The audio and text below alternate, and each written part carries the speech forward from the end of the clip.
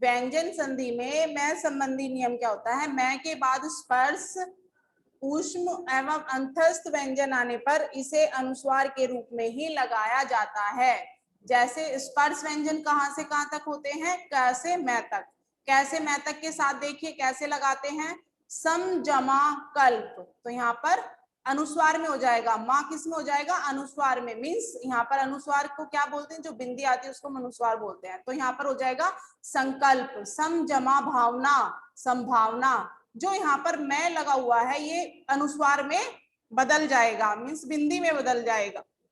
ठीक है, सम जमा चय संचय, सम जमा गति संगति, किम जमा तू किंतु, सम जमा चार संचार। इस तरह जो ये स्पर्श व्यंजन है कैसे मैं तक, ये किस में बदल जाएंगे, अनुस्वार में। आप देखते हैं उष्म व्यंजन, उष्म व्यंजन कौन कौन से होते हैं, अनुस्वार श, में। स, ह, ये उष्म व्यंजन है। इनको कैसे हम अनुस्वार में बदलते हैं, जैसे सम जमा शय संशय, सम जमा सार संसार, सम जमा हार संहार। इस तरह हम इनको अनुस्वार में बदल देते हैं। ठीक है, अंतस्थ व्यंजन य र ल व, सम जमा योग संयोग, सम जमा रक्षण संरक्षण, सम जमा लाभ संलाप, सम जमावाद संवाद। इस तरह आप इनको पढ़ेंगे।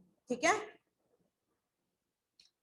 मैं के बाद मैं आने पर मैं में बदलाव नहीं आता, मैं के बाद मैं आने पर कोई बदलाव नहीं आता है। सम जमा मान सम्मान, सम जमा मोहन सम्मोहन, इसको ऐसे ही लिख दिया जाता है। सम यहाँ पर आधा मैं है तो यहाँ पर हम आधा मैं ही लगाकर इसको लिख देंगे, इसमें कोई बदलाव नहीं आएगा। ठीक है, न का न में परिवर्तन, जैसे ऋण, न का ण में बदलना ऋण, प्रमाण न में बदलना, भू भूष जमा ना भूषण, न में बदलना। ठीक है, से का से में परिवर्तन, जैसे अभी जमा शेख, तो इसको हम ऐसे थोड़ी लिखेंगे अभी शेख, ये तो गलत हो जाएगा। इसको हम लिखेंगे शा में बदलकर, षटकोण वाले शा में बदलकर अभिषेक। सुसुप्त, ये वाला षटकोण में बदल जाएगा, विषाद ये षटकोण में बदल जाएगा। ठीक है, इस तरह आप व्यंजन संधि को करेंगे। यहाँ पर देखिए, विसर्ग के बाद व्यंजन या स्वर के आने पर विसर्ग में आए बदलाव को ही विसर्ग संधि कहते हैं। विसर्ग के बाद व्यंजन या स्वर के आने से विसर्ग में आए बदलाव को ही विसर्ग संधि कहते हैं। जैसे मना जमा बल मनोबल, विसर्ग के आगे है आने पर विसर्ग का ओ में बदलना, विसर्ग के आगे है आने पर विसर्ग का ओ में बदलना। नी जमा बल निर्बल, विसर्ग के बाद ब आने पर विसर्ग के बाद ब आने पर उसका रा में बदलना आदि। ठीक है, इसके भी कुछ नियम दिए गए हैं।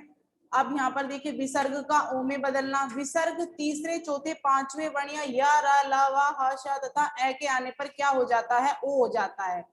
जैसे अध जमा गति, अधोगति। ठीक है, मन जमा हर मनोहर।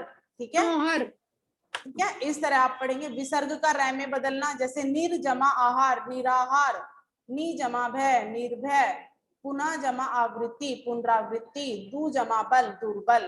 ठीक है, तो विसर्ग का रा में बदलना, ये विसर्ग किस में बदल जाएगा, रै में। ठीक है, विसर्ग का सा में बदलना, जैसे नी जमा चेष्ट, तो विसर्ग किस में बदल जाएगा, शा में निश्चेष्ट। नी जमा छल निश्चल निश्चल, दू जमा शासन दुशासन, इसको ऐसे लिखेंगे दुशासन। ठीक है, तो विसर्ग किस में बदल गया, शा में। ठीक है, विसर्ग का स में बदलना, जैसे नमा जमाते नमस्ते, नी जमा तेज निस्तेज, नी जमा संतान निसंतान।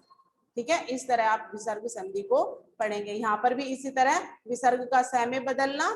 ठीक है, विसर्ग का बिल्कुल ही हट जाना, जैसे विसर्ग से पहले अगर ए या आ, बाद में अगर भिन्न स्वर है, तो जैसे अत जमा एव अतेव, विसर्ग से पहले ए आ या बाद में भिन्न स्वर है तो वह हट जाता है, तो अतः जमा एव अतेव। विसर्ग का हटना और स्वर्ग का दीर्घ होना, विसर्ग हट जाती है और जो मात्रा है वो बड़ी हो जाती है। ठीक है, स्वर जो है ये बड़ा हो जाता है, नी जमा रस नीरस, नी जमा रोग निरोग।